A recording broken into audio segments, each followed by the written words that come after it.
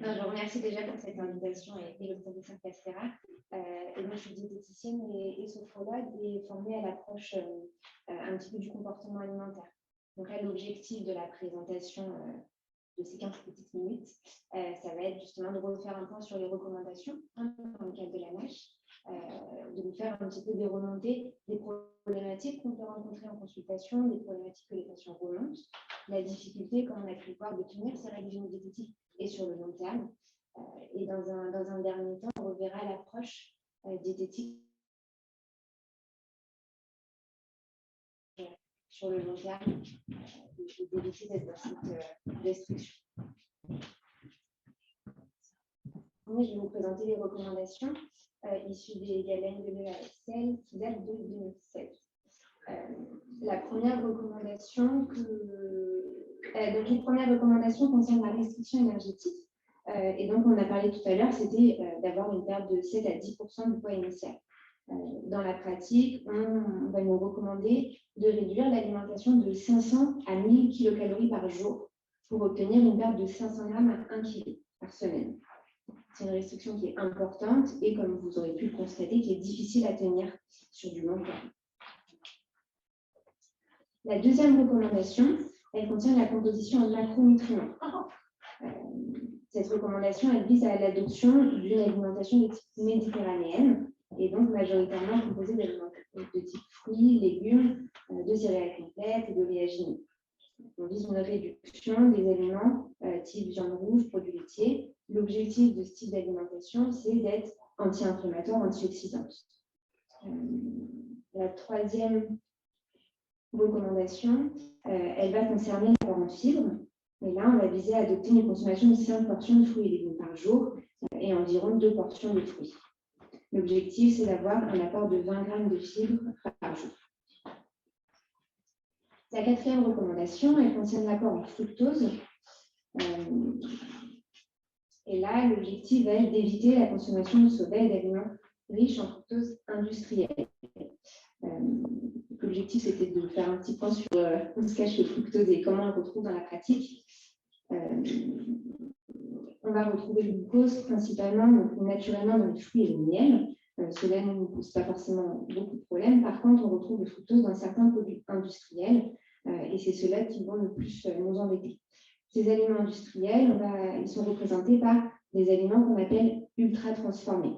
Ces aliments ultra transformés qui sont caractérisés par la présence d'au moins un marqueur d'ultra transformation. Et ces marqueurs d'ultra transformation, c'est des ingrédients qui ont été modifiés chimiquement, industriellement, pour modifier la matrice de l'aliment. On va par exemple pouvoir retrouver du sirop de glucose fructose ou de l'amidon modifié. En France, on considère environ 69% des produits alimentaires disponibles dans nos supermarchés comme étant des aliments ultra transformés, donc qui sont très présents dans notre quotidien. Pour finir sur ces aliments ultra transformés et comment les repérer dans la pratique, la principale chose à être attentif, c'est à la liste des ingrédients. Cette liste des ingrédients, plus elle va être longue, environ plus de 5 ingrédients, plus on va avoir de risques que ce soit un aliment ultra transformé. On va aussi pouvoir observer des ingrédients qui ne sont pas présents dans notre cuisine.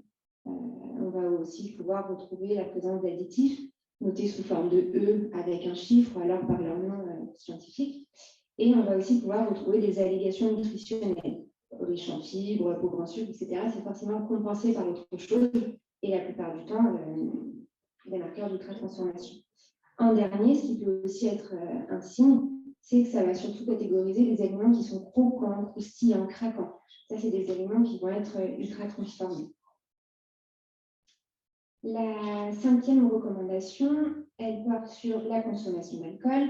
Et là, les recommandations étaient donc de garder les apports inférieurs à celles des recommandations et pas tous les jours. Et la dernière recommandation concerne l'activité physique. Et donc là, comme on en parlait tout à l'heure, les recommandations sont de 150 à 200 minutes par semaine en 3 à 5 sessions. Et l'objectif général étant de lutter contre la sédentarité. Il faut bien sûr que cette activité physique elle puisse être adaptée aux patients, sorte de plaisir, pour que ça puisse être maintenu sur du long terme.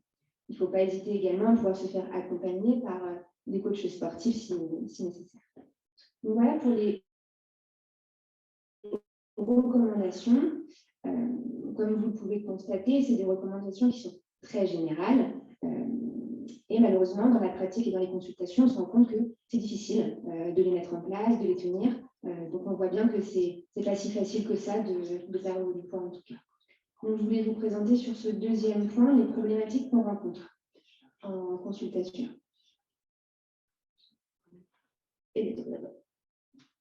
Encore après. Merci. Et encore après. Donc, la première erreur qu'on va pouvoir observer en consultation, c'est celle de vouloir ajouter du contrôle mental. Par contrôle mental, j'entends des règles strictes qui vont viser l'alimentation, le poids. Et là, par exemple, on est autour des PNNS, donc le Programme national nutrition santé. Il y a eu le numéro 1, le numéro 2, et parmi lesquels on a pu entendre des messages nutritionnels. Peut-être de manger 5 fruits et légumes par jour, de ne pas manger trop gras, trop sucré, trop salé. On se rend compte que grâce à ces programmes, l'information est bien assimilée, on se souvient effectivement de ces phrases. Malheureusement, ça n'entraîne pas forcément la modification des conduites alimentaires. Et ça se valide aussi au niveau des chiffres. On voit que les chiffres au niveau du surpoids et de l'obésité continuent malgré tout d'augmenter. On va à la diapo suivante. On a également un rapport qui date maintenant de 2010 de l'ANSES qui a évalué les risques liés aux pratiques alimentaires enrichissantes, donc les régimes, et on a pu, en résumé, démontrer qu'on pouvait avoir une reprise pondérale environ 80% des sujets à 1 an, et davantage à long terme, on était aux environs de 95% de reprise pondérale, voire au-delà du poids initial. On a pu également constater qu'il y avait des effets délétères à cause de ces régimes au niveau du capital osseux, de la masse musculaire, du profil lipidique et de la fonction rénale. Et pour terminer, on a pu constater que ça pouvait perturber le comportement alimentaire et favoriser le développement de troubles psycho-émotionnels. Sur la diapo suivante, on va voir l'erreur numéro 2 qu'on peut retrouver en consultation et qui est le fait de penser que la prise de poids, elle dépend de la nature des nutriments.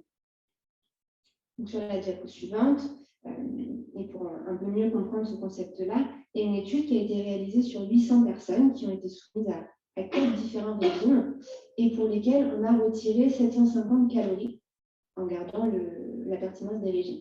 Ce qu'on a pu constater, observer, c'est que la perte de poids elle était identique dans les 4 groupes. Il y a d'autres études qui ont pu également valider cette observation. Le résultat, c'est donc que la perte de poids est identique, quelle que soit la catégorie du groupe d'aliments qu'on supprime, et qu'elle est déterminée uniquement par l'intensité de cette réduction calorique. On sait donc que la prise de poids est imputable à la surconsommation calorique globale, et pas à la consommation de certains nutriments. Et on va voir dans la diapo suivante, la troisième erreur qu'on peut retrouver, c'est le fait de s'opposer à la régulation alimentaire des émotions. Et la diapo suivante, il existe en réalité une régulation alimentaire des émotions et elle fait partie du comportement alimentaire normal. Ce ne sont pas les émotions qui les provoquent, mais les tentatives de les réguler. Quand on va viser à atténuer une émotion qui nous est désagréable ou renforcer une émotion qui nous est agréable, quand on va lutter, c'est ça qui va nous créer des envies de manger émotionnelles et qui peut nous mettre en état de déséquilibre psychologique et nous créer des compulsions parfois. On commence un chocolat, on se dit que non, on prend un deuxième, un troisième, et ça va vite. Voilà. Et sur la dernière diapo, donc on va voir les problématiques en résumé de ce qu'on peut retrouver en consultation. On constate que les régimes ne font pas maigrir à long terme, voire même peuvent faire grossir et augmenter le poids initial, dont le fameux effet yo-yo. On sait aussi que l'information nutritionnelle ne modifie pas automatiquement les conduites alimentaires et que l'obésité progresse. Et je vais vous proposer du coup sur cette troisième partie, et pour terminer, de vous présenter une approche un peu alternative, qui est l'approche biopsychosensorielle et qui représente pour moi l'approche diététique de demain. Merci. Donc, on sait maintenant que l'augmentation du poids elle résulte d'une défaillance des systèmes de régulation. Ces systèmes de régulation, je vais vous les présenter rapidement. Et l'idée, c'est de comprendre et d'avoir en tête que l'acte de manger est complexe.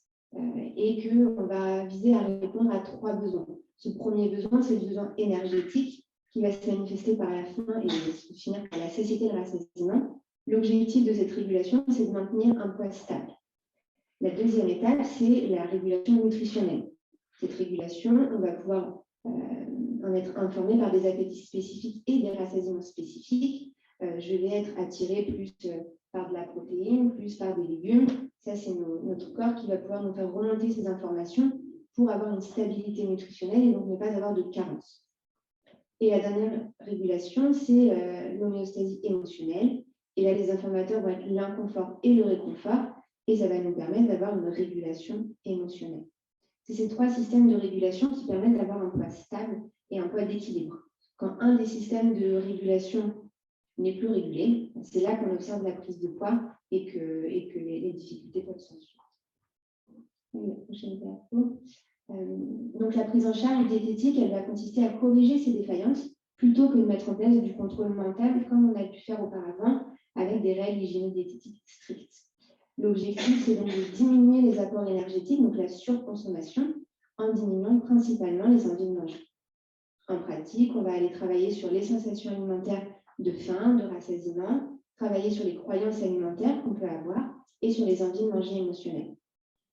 Et pour un peu mieux illustrer cette approche, je vous propose le cas clinique suivant pour un peu mieux comprendre comment ça s'articule. Donc, cette patiente de 52 ans qui a été adressée par son hépatologue pour une évaluation ou une prise en charge dans un contexte de NASH. On peut voir qu'elle a un poids de forme de 60 kg et suite à une dépression, elle a pris 20 kg. Elle n'avait jamais vu de diététicien auparavant, mais elle a réalisé des régimes d'elle-même, plutôt restrictifs et du coup avec un effet yo-yo au niveau du poids. Actuellement, elle consulte à un poids de 90 kg. Elle a un arrêt maladie pour burn-out, elle est entourée et elle ne pratique pas d'activité physique. Alors, à l'issue du premier entretien, sur la diapo suivante, on peut observer qu'elle a fait énormément de choses pour perdre du poids et que maintenant elle ne sait plus trop quoi faire, qu'elle connaît les recommandations d'équilibre alimentaire et que malgré tout, c'est difficile de tenir. Elle dit manquer de volonté. On a la notion également de craquage sur des aliments de type bonbons, jus de fruits, soda, mais qui vont là être riches en fructose. Et elle est incapable de jeter de la nourriture et a tendance à finir les assiettes de ses enfants. Sur la diapo suivante, je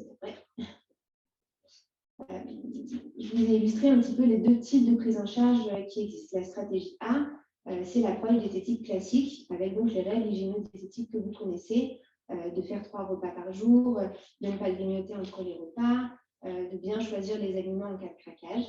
Ce type d'accompagnement va avoir des conséquences à moyen et long terme qui peuvent être négatives. On peut créer de l'anxiété par la présence une peur d'avoir faim, une peur de manquer, une sensation d'insécurité, de frustration, de culpabilité, et du coup augmenter les envies de manger émotionnelles. Le résultat, c'est qu'on peut augmenter ces envies de manger, augmenter les risques de compulsion et par la même occasion augmenter le poids.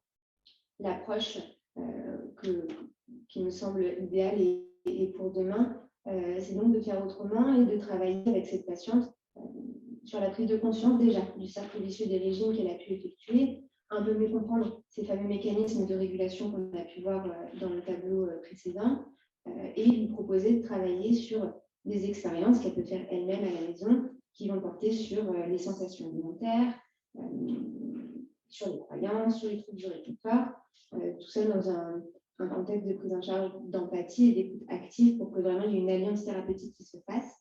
Les ateliers d'éducation thérapeutique peuvent être très, très aidants dans ce contexte. Et là, les conséquences à moyen et long terme vont être une diminution de cette surconsommation alimentaire et on va avoir une amélioration des autres critères.